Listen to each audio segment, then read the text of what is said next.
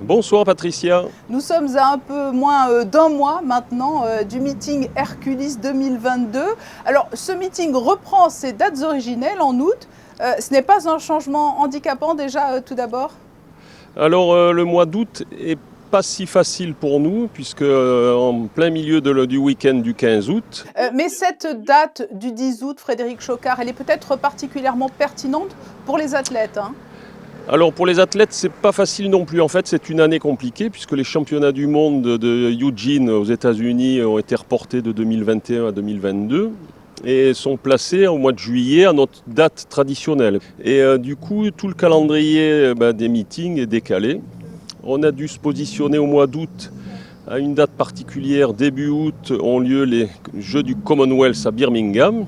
Fin août ont lieu les championnats d'Europe à Munich.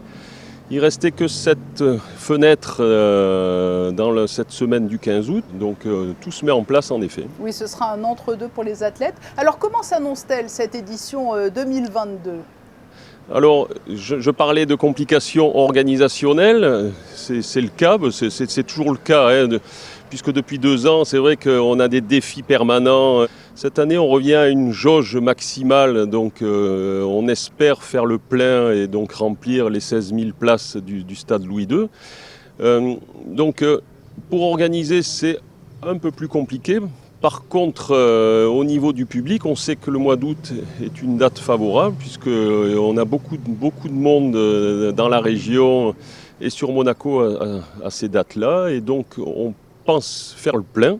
Et puis, il y a l'affiche, Frédéric Chocard. Alors là, vous venez de le rendre public. Les Français seront notamment bien représentés, hein, avec plusieurs champions de France dont la présence a été confirmée. Alors il est vrai que les athlètes français sont très importants pour nous à Hercules. On a beaucoup de spectateurs français. Et clairement, les nouveaux champions de France et qui sont déjà aussi à Eugene aux États-Unis pour les championnats du monde se préparent et auront la chance de se confronter aux meilleurs mondiaux. Sacha Zoya, par exemple, la nouvelle pépite de l'athlétisme français, va se mesurer aux meilleurs mondiaux. Je pense que ce sera une belle confrontation. Nous aurons d'autres athlètes français, hein, Jimmy Gressier. Alors Jimmy Gressier, oui, lui, il apprécie particulièrement Monaco. Absolument, c'est vrai qu'il a déjà battu un record ici à Monaco Run en février sur notre course sur route. Et là, donc sur 3000 mètres, pareil, hein, je pense qu'il va essayer de s'attaquer au record de France.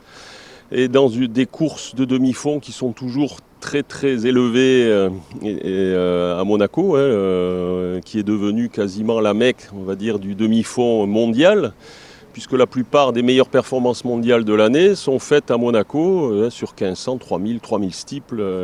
Souvent, chaque année, on retrouve les meilleurs perfs ici au stade Louis II à Monaco. Mais en face, côté international, l'affiche se dessine elle aussi, elle est belle, hein, puisqu'ils auront les champions français à faire à des champions olympiques de Tokyo, hein. Alors, les champions olympiques de Tokyo, en effet, sont déjà programmés, entre guillemets, puisqu'on en a déjà signé 6, dont Gianmarco Tamberi, qui est quand même le showman absolu ici au stade Louis II. C'est son stade préféré, fétiche. Devant son public italien aussi, qui est très friand du meeting à Monaco, parce qu'on a une grande majorité de spectateurs italiens qui se déplacent. Donc il met le feu généralement à la tribune populaire où se trouve le son en hauteur. Et c'est ce qu'on cherche de toute façon, à avoir une ambiance dans ce stade, puisque le stade plein, grosse ambiance, égale forcément performance, puisque les athlètes sont hyper motivés et leur motivation est décuplée, on va dire. Oui, ça les survolte. On le rappelle, Frédéric Chocard, au total, c'est une quinzaine d'épreuves, ce meeting femmes et hommes, hein.